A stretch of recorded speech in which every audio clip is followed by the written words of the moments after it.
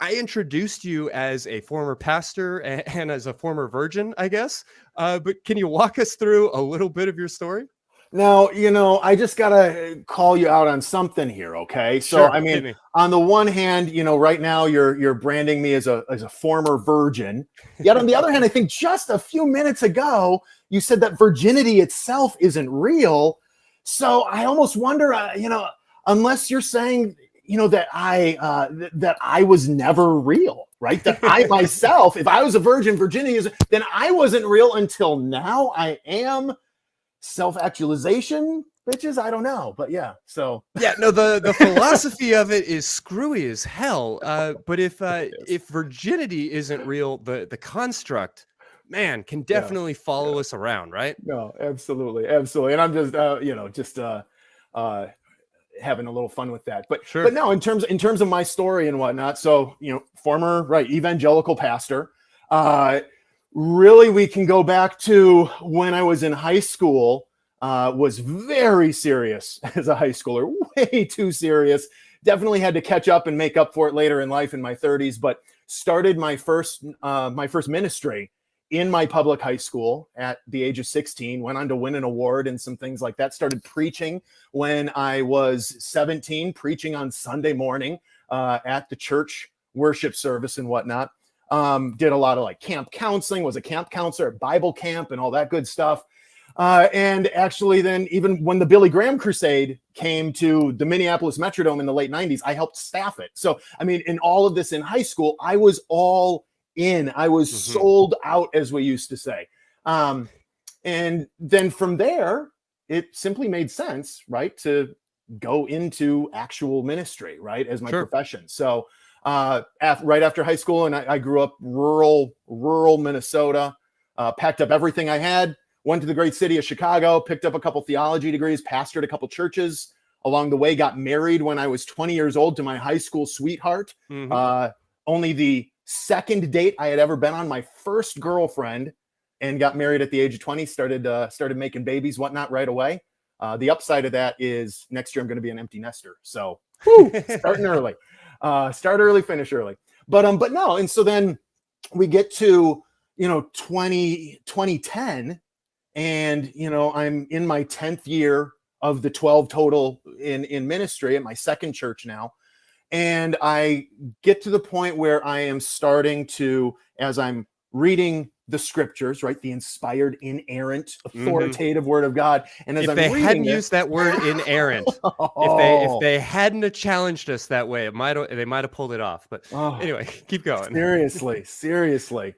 But no, I mean, so then I start comparing, I start looking more intently around at the world around me, and I'm just seeing all of these, conflicts, and just where I'm not, it doesn't match up. And so start finding just significant cracks in the whole thing.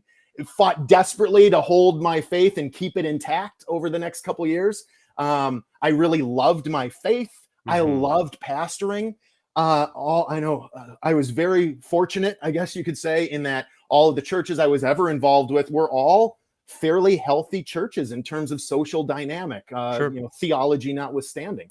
And so I really loved it. And so it was hard to let go. So I desperately fought for it. But then in 2011, towards the end of 2011, I came to a point where as I'm fighting for my faith and it's just falling apart more and more, I came to the point where I said, you know what?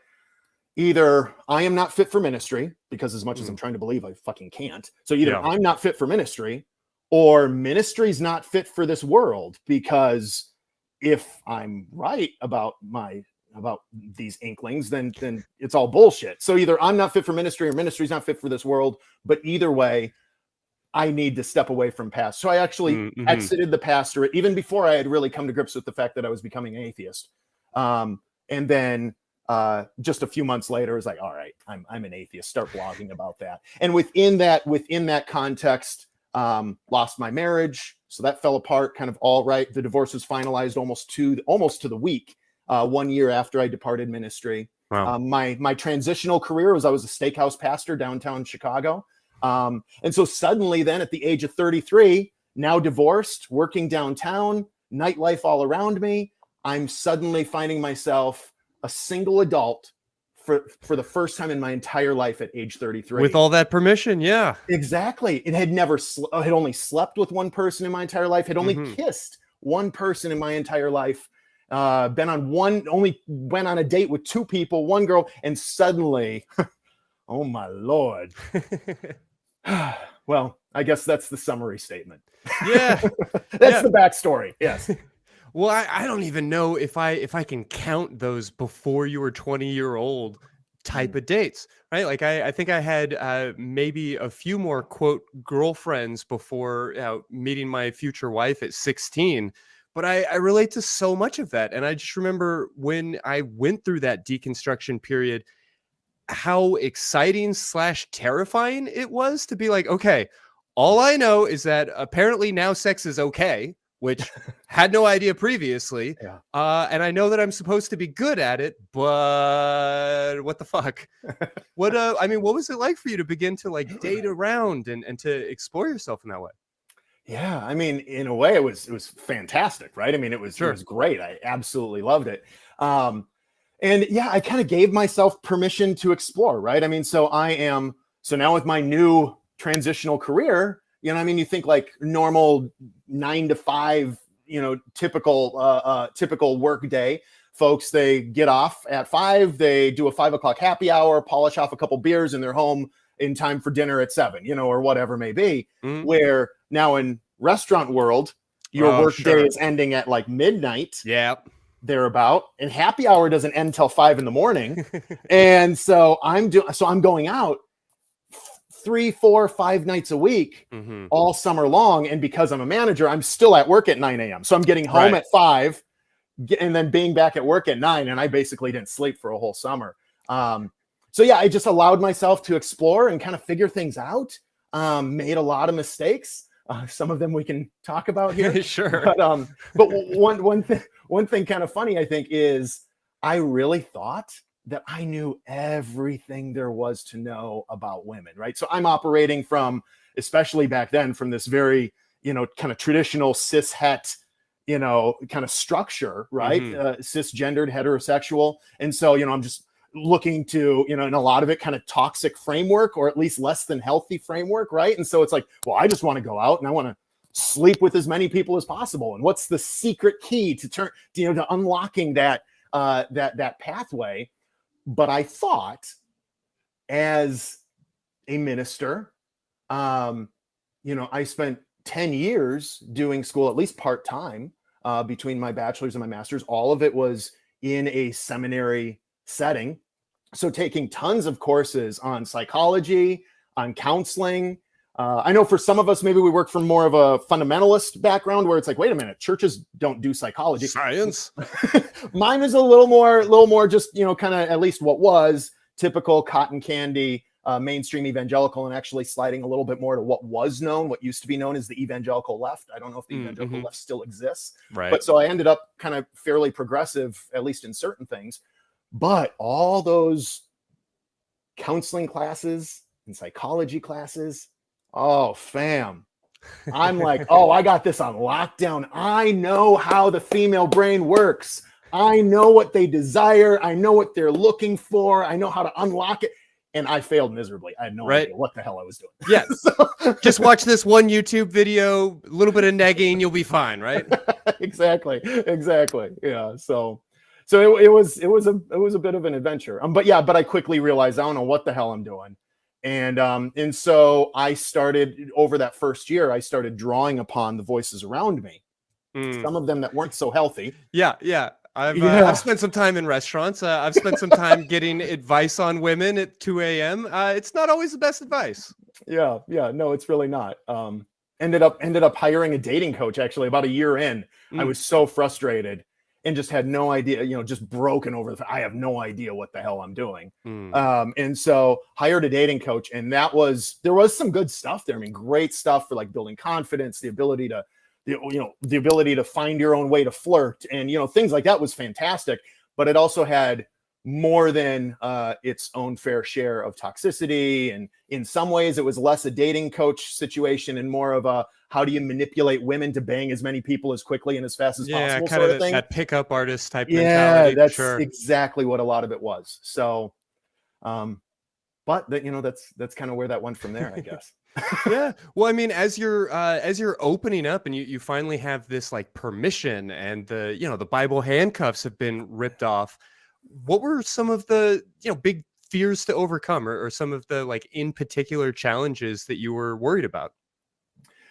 So, I mean, well, in terms of, big moments, challenges, things like that. I mean, there were a number of things in terms of challenges that I was worried about. I mean, it was gaining confidence, being able to flirt, just kind of figuring it out. And I was going out often enough, regularly enough that, kind of from the beginning, pick it up in time. Yeah. I mean, I had some quote unquote success, I guess, early on, but then there were also, a lot of frustrations as well. But I guess one of the big challenges I faced, or one of the big moments, kind of a realization, I think, and this, I guess, kind of gets a little bit serious here, and definitely not proud of this sliver of the chapter, but I think it's something though that can be helpful for folks to hear. And just as we're each wrestling through our own things, I guess, so amongst the voices that I was listening to, and this part wasn't the dating coach, but just voices that I'm listening to, right? And and again, just, this is less than wholesome. And I really apologize. I'm not proud of these moments, but as I'm trying to figure out how does the real world work, I have some coworkers, some buddies that I'm going out with, and they give me this amazingly horrific advice on, okay, well, here's how it works in the real world. Drew, you want to know how it works? Well, when we're out at the club, when we're at a bar, what a good starting point is, you're walking past someone and you just grab their ass without consent and see what happens. If they respond positively, great. And if they don't, well, you move on to the next one. Just keep on walking. Yeah. Just keep on walking, move on to the next one, grab a boob even. I mean, just in retrospect, I'm horrified by this. Sure. And I was kind of horrified at first too. I'm like, wait a minute, this doesn't sound ethical. I'm kind of restructuring my entire framework of ethics and what does it mean to be ethical. But it's such a challenging time. Like all the tectonic plates are shifting. When you've had the rug pulled out from under you so thoroughly, it's hard to not doubt yourself in kind of every circumstance. Exactly. I mean, I'm looking at it going, well, as I'm refiguring out and reestablishing my ethical framework, I'm like, so one of the most evil, vile sins, unethical behaviors that you could possibly do, one of the most evil, vile things you could do to another human, is something that now I'm realizing is actually just a medical procedure. Mm-hmm. And something that we should fight for rather than against. And so I'm looking at that going, well, and that was one of the most vile, evil things, according to my previous understanding of ethics. Yeah. And now it's not bad at all. And I'm looking at things like you mentioned earlier, like you can actually sleep with someone outside of marriage, and the options of who you marry or who you're in a relationship with. I mean, just everything expands. So what you thought was evil before might not actually be evil at all. Maybe this is just the way reality works. Yeah, right? This is just the way it's done. Yeah. And now which is a vulnerable place to be. Yeah. Right, exactly. And they're telling me, no, this is just how it works. Women like it when you walk by them and just grab a body part at will. They like it. I'm like, Jesus, really? And so I'm like, well, and I was totally uncomfortable. Because I was always super professional, and I was landed within my ministry on kind of the more progressive side of things, and we were actually at our church, we're LGBTQ plus affirming, so we had that more progressive lens. But now myself working from a cishet framework, for me personally, I'm like, okay, well, maybe this is how it works. And so to my shame, I start experimenting with that. Mm-hmm. And it would have been so much better if the first few people just slapped me across my face and were like, what the fuck are you doing? Sure. Security. We've normalized so many of these ideas as a culture. I mean, even if each and every single one of those women was, absolutely detested that circumstance, we have built a society where you're not going to get that kind of feedback, not in a direct and linear way. Yeah, yeah. And actually, in those first couple weeks of experimenting with this kind of horrific behavior, I actually had two different women on one woman each on two separate occasions. I actually went, we're in a club setting, whatever. I go up, grab their ass or whatever. And in both situations, not only did the woman respond positively, but actually said later, they're like, wow, I love it. That's so hot. I love it when a man just walks up and takes what he wants. There's nothing hotter or more masculine than that. I fucking love it. I hate, and specifically said with both of these women, I hate this consent bullshit. Mm-hmm. And no, I believe words, that right? narrative. Like, yeah. And like, I mean, these toxic ideas impact all of us. Yeah. But thankfully, and so that just reinforced it with me. I'm like, oh, right, I guess these guys were right. I should keep doing this. This is something that we do and that is wanted by others. And so then I just stepped it up all the more. Thankfully, though, the next series of interactions was not embracing of it and resulted in slap and security or whatever. And then I disappeared in the crowd and security, whatever. But, right, sure. But so that then I had, and about that time, I was coming to the point where I was finding myself at home in humanism and with a humanist ethical framework. And I'm like, you know what, this, even if a slight few amount of people like it, even if a lot of people like it, clearly not everyone does. And I need to decide, what kind of human do I want to be? Sure. Do I want to be a better kind of human that respects people, boundaries, that doesn't make the kinds of assumptions that I was making? So then I, altogether, it was a handful of months that I was experimenting with that. But yeah, well, I mean, as you're trying to find that new image of yourself as, I guess, first as a atheist and then as a sexual being, whatever that really means, and as a humanist, like, what kind of images did you have of yourself? What kind of adjectives would you even use? Was is cishet where you landed? Was that something that was always presumed, or what did those pieces look like? Yeah, no, I mean, great question. So I have always, I've always more or less worked from a cishet. That's always the language I've used. And in terms of orientation, always felt hetero. Have never felt anything other than that, I guess. Sure. But the whole gender expression thing is a little bit interesting. Growing up, rural Minnesota, out in the middle of nowhere, I grew up actually incredibly insecure around other males, and actually always kind of avoided being around other males in a lot of ways. Never felt masculine enough. Think of rural, typical, in this case, stereotypical rural America applies, where it's all about, I'd be fascinated to hear about like current and former pastor demographics and how common that is, because that does seem to be like one of the few, quote, acceptable professions when you find yourself as that kid who isn't the cowboy that he's supposed to be. Yes, absolutely. I'd love to hear the demographic on that. And it seems certainly, at least in certain traditions, I mean, that tends to gravitate. I don't know.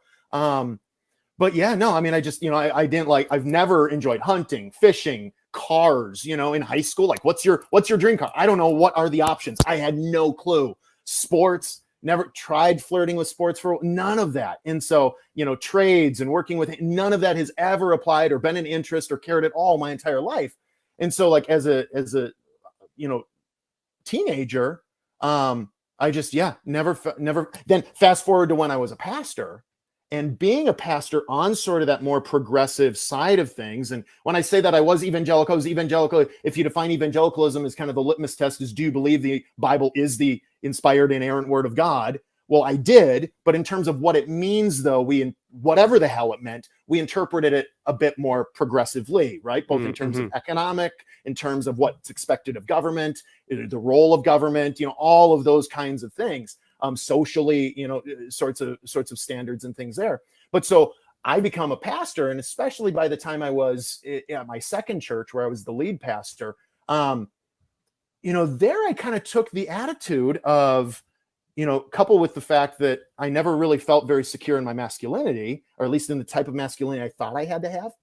And so my approach there, was more one to kind of embrace publicly, visually embrace my more feminine side, if you will, or at least what I conceived to be my more feminine side. Right, sure. And so, really embrace that in a sense was kind of like a fuck you to those who tried to put gender in a box. So because I tried to advocate for, first of all, nothing was taboo. We talked about everything. But then also trying to advocate for things that people seemed off track with or whatnot. So I kind of almost overly embellished my, hand gestures that I thought communicated certain things. Just kind of, tried to overly embellish my more feminine side as a fuck you to those trying to put gender in a box. But also, though, realizing that it was somewhat manufactured. I was over exaggerating. I was acting more of this or that. Putting on a veneer and playing a character, which exactly works as you're trying to figure it out, so long as you're eventually comfortable, like, I guess, retuning that dial a little bit. And that's where then once I deconverted, and especially then now as I'm out in the wild, if you will, then really for the first time in my life at that point, and generally speaking all around, not just in terms of gender expression or whatnot, really for the first time finding comfortability and confidence in how I express myself. Still don't care much for those quote unquote traditional masculine concepts and ideas and likes and hobbies and whatnot. But finding a confidence, I guess the type of a lot of people interpret my confidence I've heard a lot, like, oh, wow, you're so masculine, which is fascinating because I don't always feel very masculine. But like one person that I am kind of connected with, a friend of mine who lives a ways away, he tells me all the time, he's like, Drew, you're like the personification of this, ultimate alpha male archetype. And I'm like, amazing really? How arbitrary all of those lines are and what people are looking for and what they find. Absolutely. I'm like, dude, I don't even know how to change my fucking oil. How can I be an alpha male archetype, right? But just finding kind of a home and, my confidence, whoever the fuck I am, however the fuck I appear, this is me, it's who I am, and we've landed there, I guess. Well, I mean, as you're going through this journey, there are pieces of the faith that I think can drop away relatively easily, things that we maybe don't miss or don't even notice as they fall away. And then there are other things that just die so hard. And I'm always amazed at how different it is for some folks.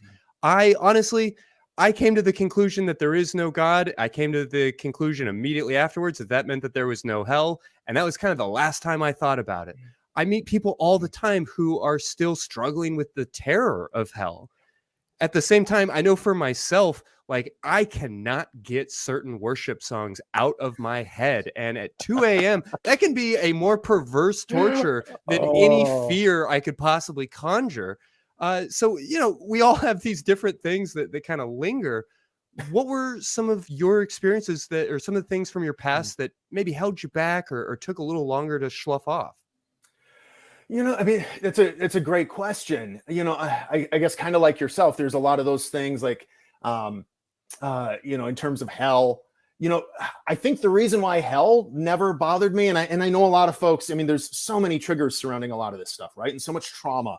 And I know a lot of folks where they've deconverted whatnot for years, they've left the faith, but they still are tortured by this idea in this fear of hell.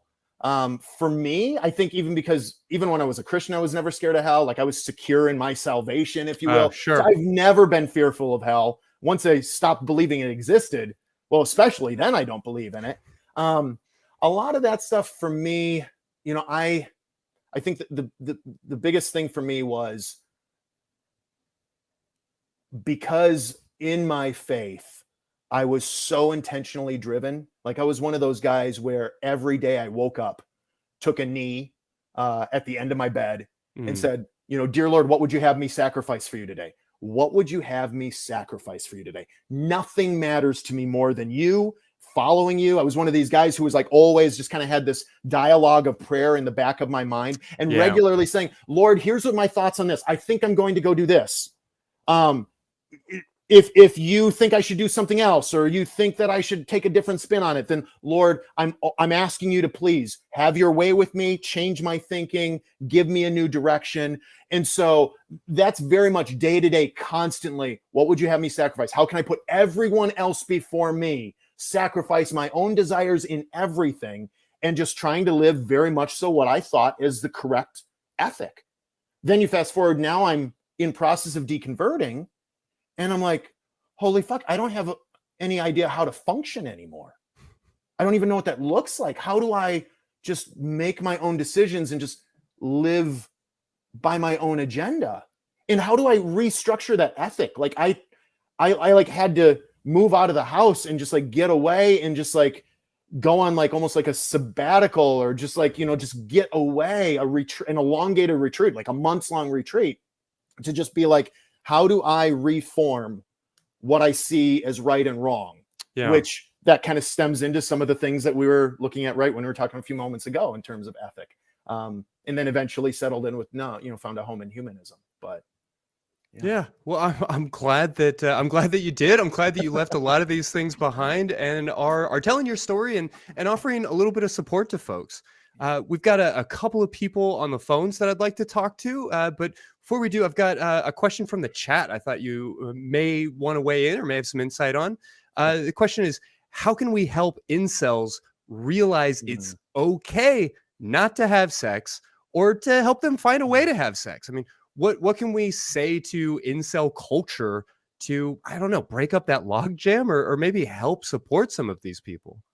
Oh, wow. That is a fantastic question, right? Because, I mean, we're so driven. I mean, just the voices all around us, first of all, are continually saying, you got to have sex. Who are you sleeping with? And they've got to be the most attractive person. And they've got to check all these boxes, right? I mean, and if you're not having sex, you're a loser, right? I mean, how do you combat that, right? Yeah, I mean, quote, incel culture is this, like, not just a Reddit community, but it's basically this caricature of something that I think almost all of us interact with on some level. These ideas that you're obligated to have sex and that you're uncool and all of these other pieces. Yes, absolutely. And very, of course, very negative, very, I guess I'll just say negative expression towards, from a cishet narrative, again, from women who are not willing to sleep with you, right? Like, what the hell's their problem? And why are they holding back? And you know what I mean? Like, it's just so toxic and torturous. How do we fix that? That's a tough one. I think it starts with, and this is a long trajectory, a long journey, but starts with, I think, just finding greater comfortability in who am I, and a greater understanding of self and my needs, and of being a healthy person, independent of what others think of me, independent of what other relationships I may or may not have. I mean, I'm not the therapist, but I think it might start there. I don't know. Yeah, no, I think that's fair to say. I think the only thing I might add is that we wouldn't have so much discomfort around talking about sex, and we wouldn't have so much misinformation, so many false beliefs, if we were actually educating people about sex, if we were willing to talk about it on any kind of level. And, to say like, oh, sex ed would fix this is, on the one hand, a little bit true, honestly, but also ignores the fact that there's a reason why we don't have sex ed. And that reason is, I guess, multifaceted in a lot of ways. We can't blame it all on religion, but it's hard to imagine that there would be an incel Reddit group or these folks congregating on 4chan in a world where there wasn't a bunch of ancient Jewish poetry condemning them for their like natural urges and their body, their relationship with their body and all these pieces. Yeah, no, absolutely. Absolutely.